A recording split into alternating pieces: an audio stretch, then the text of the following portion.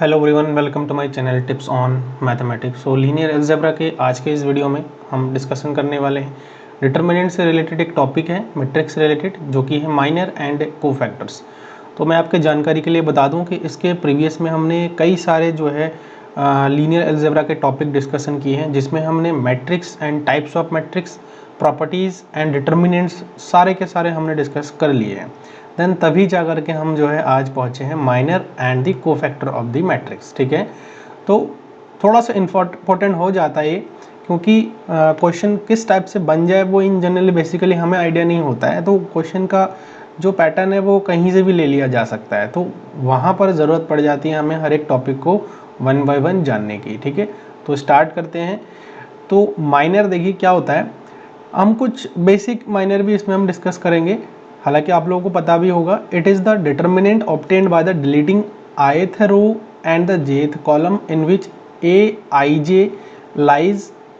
It is denoted by mij. Also the minor of an element of the matrix of order n where n is greater than equal to 2 की बात हम कर रहे हैं, is a determinant of order n-1।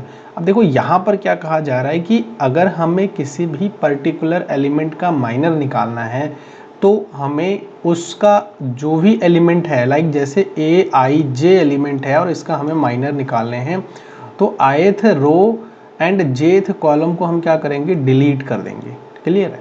तो delete करने के बाद जो भी पर्टिकुलर हमारे पास डिटर्मिनेंट बचेगा वही हमारा उस पर्टिकुलर एलिमेंट का क्या हो जाएगा, माइनर हो जाएगा।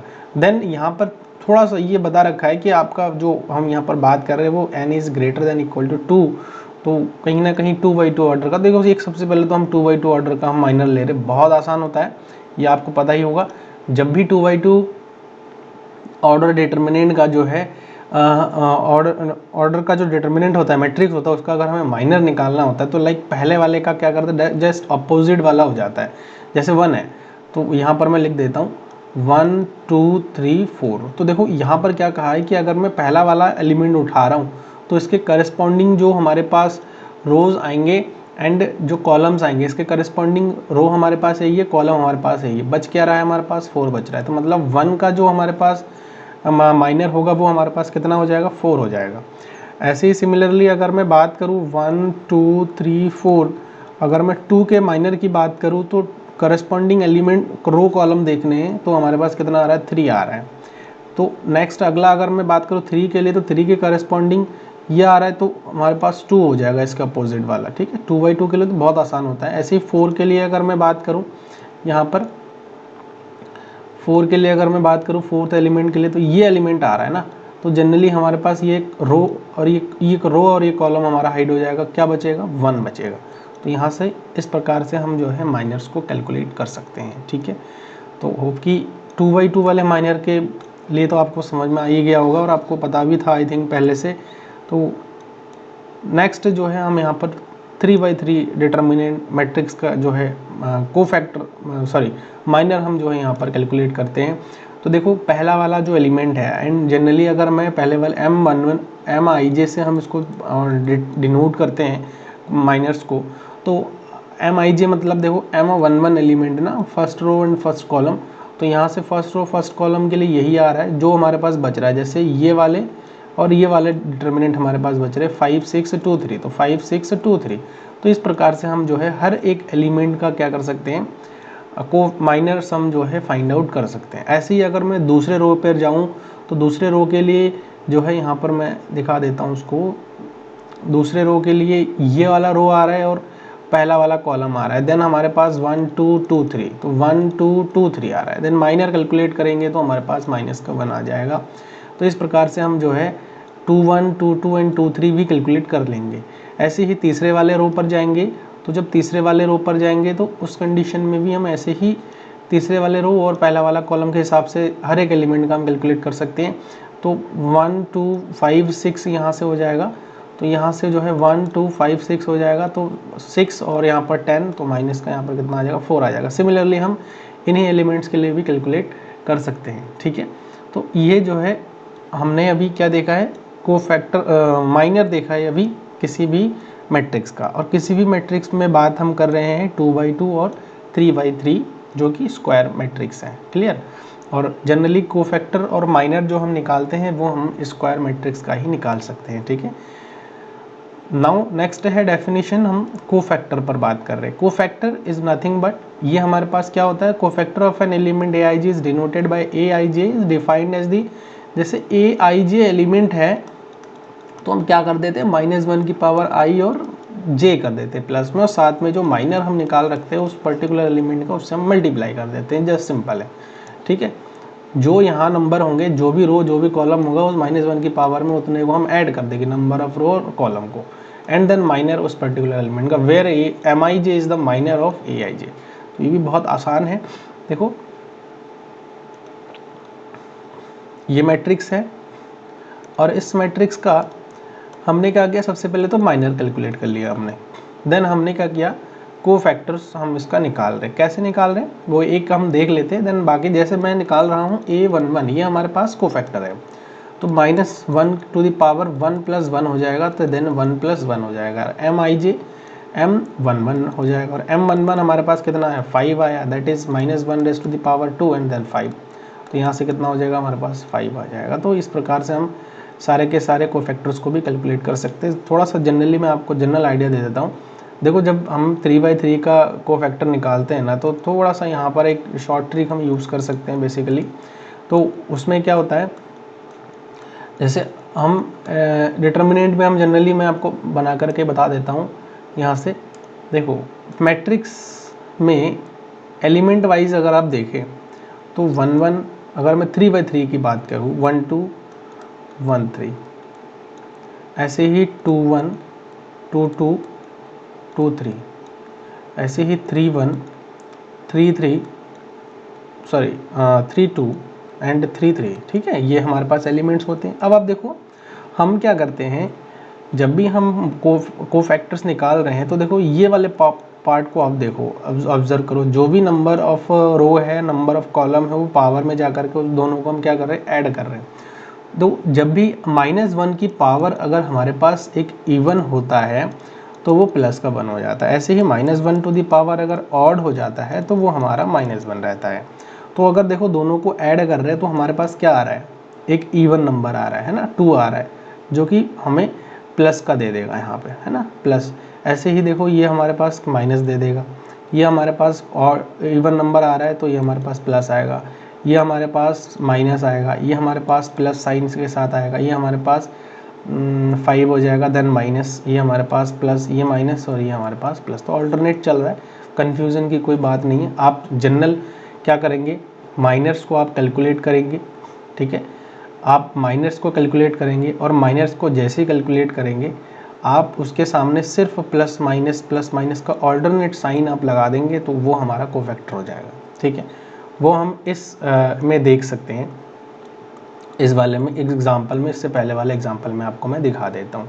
तो अगर मैं कोफैक्टर्स की बात करूँ यहाँ पर, यहीं पे कैलकुलेट करके आपको दिखा देता हूँ। ठीक है, कोफैक्टर्स के लिए सबसे पहले हम यहाँ पर कैलकुलेट करेंगे A11 A12 A13। ठीक है, दूसरा उसमें कैलकुलेट क्या करेंगे, चलो सॉरी,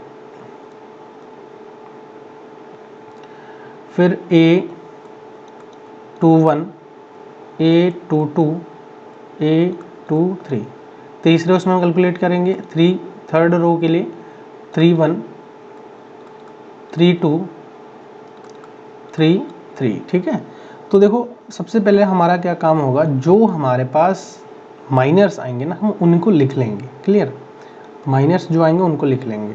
तो यहाँ पर सॉरी, पहला वाला जो माइनर आया वो हमारे पास 3 आया है, तो यहाँ से हम 3 लिख लेंगे। देन माइनस का 21 आ रहा है, देन माइनस का 19 आ रहा है,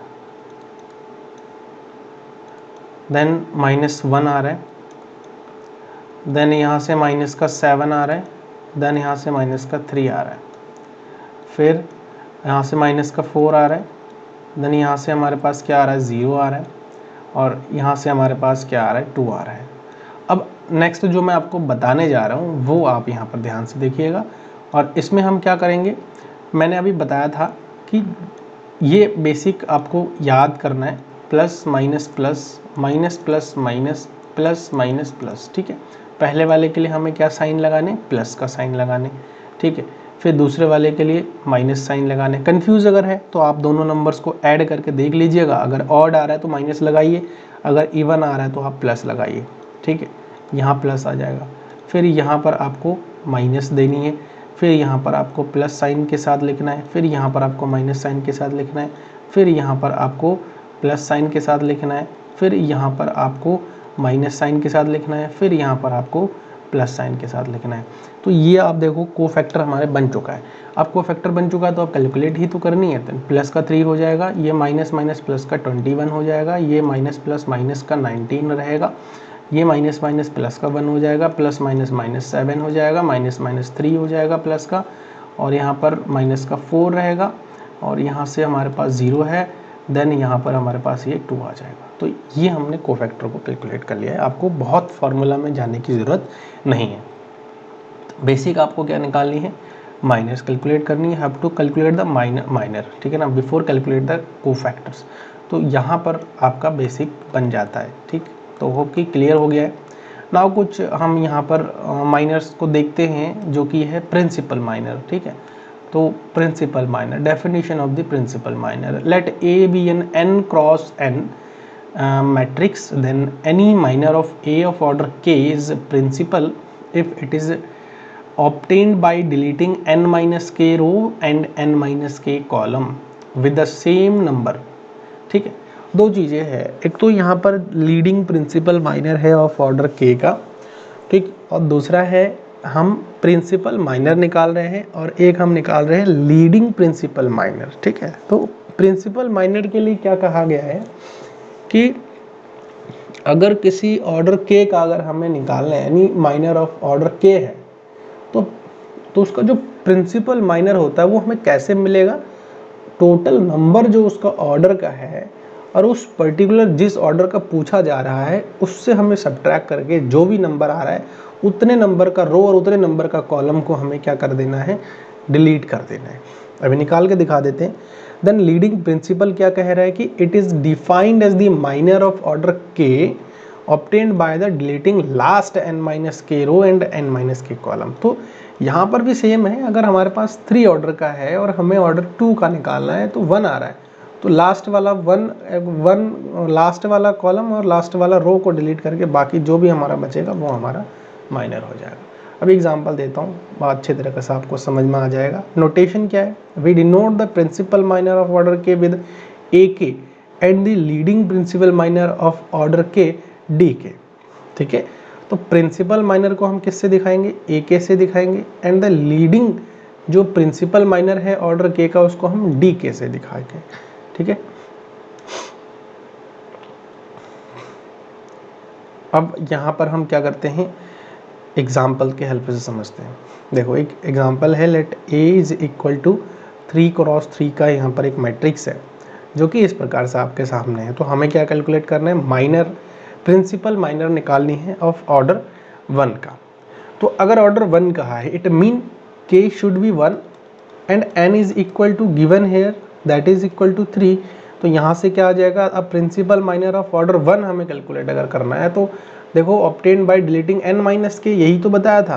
तो यहाँ से क्या आ जाएगा, अगर 3 माइनस 1 तो यहाँ से क्या आ जाएगा 2। इसका मतलब क्या है, 2 यहाँ से रो डिलीट होंगे और 2 कॉलम डिलीट होंगे। अब इस मैट्रिक्स में 2 रो को और 2 कॉलम को डिलीट करने का क्या क्या तरीके हो सकते हैं, प्रोबेबिलिटी क्या क्या हो सकती है, वो हम एक बार देख लेते हैं, ठीक है। देखो हम क्या कर सकते हैं, पहले bye deleting R1 R2 C1 C2 हम R1 और R2 को डिलीट कर सकते हैं, C1 और C2 को डिलीट कर सकते हैं। जो बच रहा है वो पर्टिकुलर हमारे पास प्रिंसिपल माइनर हो जाएगा ऑर्डर 1 का। तो देखो 2 आ रहा है, ठीक है ना, होप कि क्लियर हो गया है। ऐसे ही मैं और 2 भी डिलीट कर सकता हूँ। यहाँ से हमारे पास ऑप्शन है, R1 को डिलीट कर देता हूँ और R3 को डिलीट कर देता हूँ, R1 एंड R3 को डिलीट करता हूँ। सिमिलरली सॉरी कॉलम 1 कॉलम 3 और R1 और R3 को डिलीट कर देता हूँ। जो बच रहा है वो हमारा प्रिंसिपल माइनर हो जाएगा, दैट इज इक्वल टू क्या आ रहा है, 6 आ रहा है, ठीक है। अब leading principal minor of order 1 कैसे निकालेंगे, देखो बहुत आसान है।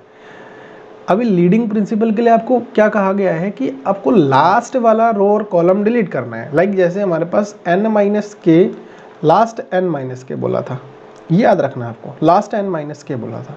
तो लास्ट n माइनस के का मतलब क्या है कि 3 minus 1 that is equal to 2। तो लास्ट के दो हमें जो है डिलीट करना है, रो और कॉलम को। तो लास्ट के दो रो की अगर मैं बात करूँ तो लास्ट का दो तो यही है, लास्ट का दो कॉलम की अगर मैं बात करूँ तो लास्ट का दो कॉलम तो यही है। बच क्या रहा है हमारे पास, 1 बच रहा है। तो यही हमारे पास क्या हो जाएगा, leading principal minor of order 1 हो जाएगा। चलिए नेक्स्ट कैलकुलेट करके देख लेते हैं।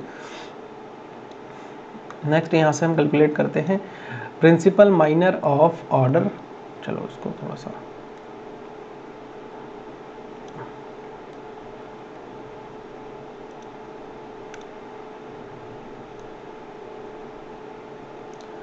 ओके, तो चलिए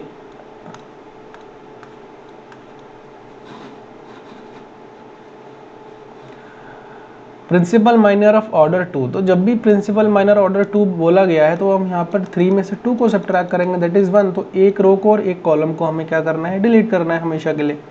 तो यहाँ से बाय डिलीटिंग R2 R3, तो ये हमारे पास बन जाएगा। जब अब C3 को डिलीट करोगे तो हमारे पास ये बन जाएगा। तो ये पॉसिबिलिटीज बन जाते हैं हमारे, ठीक है। तो इस प्रकार से किन्हीं एक रो और एक कॉलम को ही हमें डिलीट करना है, चाहे आप कोई सा भी कर दो, ठीक है। जैसे हमने R2 C3 कर लिया है, R3 C3 कर लिया है, ऐसे R1 C1 भी कर दो आप, कोई दिक्कत नहीं है, ठीक है। तो इस प्रकार से आप कर सकते हो। Then principal minor of order 3, order 3 की अगर मैं बात करूँ तो 3 minus 3 that is equal to 0। तो आपके 0 मतलब क्या है, कोई भी रो और कोई भी कॉलम डिलीट नहीं होना है। तो पूरा का पूरा जो हमारे पास डिटर्मिनेंट आएगा वो हमारे लिए क्या बन जाएगा, प्रिंसिपल माइनर बन जाएगा, ठीक है, प्रिंसिपल माइनर बन जाएगा। तो आशा करता हूँ कि आज के इस लेक्चर में मैंने जितना भी चीज़ें आपको समझाया है वो अच्छी तरह से क्लियर हो गए। अच्छा एक चीज़ मैं चलो और भी बता देता हूँ यहाँ पे, लीडिंग प्रिंसिपल माइनर की अगर मैं बात करूँ तो यहाँ से लीडिंग प्रिंसिपल माइनर कैसे निकलेगा। लीडिंग प्रिंसिपल माइनर यहाँ से तो चलो 1 ऑर्डर का मिल गया है। अगर मैं बात करूँ 2 ऑर्डर का, तो 2 ऑर्डर में 1 रो और 1 कॉलम हमें डिलीट, लास्ट वाला 1 कॉलम 1 रो डिलीट कर दो, है ना, लास्ट वाला डिलीट कर दो। तो लास्ट वाला यही आ रहा है, तो 1 2 5 6, तो ये हमारे पास लीडिंग प्रिंसिपल माइनर निकल के आ जाएगा। तो ऐसे हम ऑर्डर का निकाल सकते हैं, ठीक है। तो कोई ऐसे दिक्कत वाली बात नहीं है इस टॉपिक में।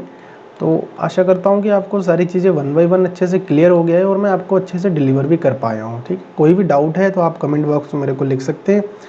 और चैनल पर अगर नए हैं तो इसको आप लोग सब्सक्राइब ज़रूर करिए, साथ ही साथ नोटिफिकेशन बेल को भी प्रेस कर दीजिए, ठीक है। और चैनल में अगर आपको चैनल हेल्पफुल लगता है तो आप इसका एक वैल्यूएबल फीडबैक कमेंट के माध्यम से मुझे ज़रूर दें और जो है अपने दोस्तों के साथ को शेयर कर लें, ठीक है। Thank you so much.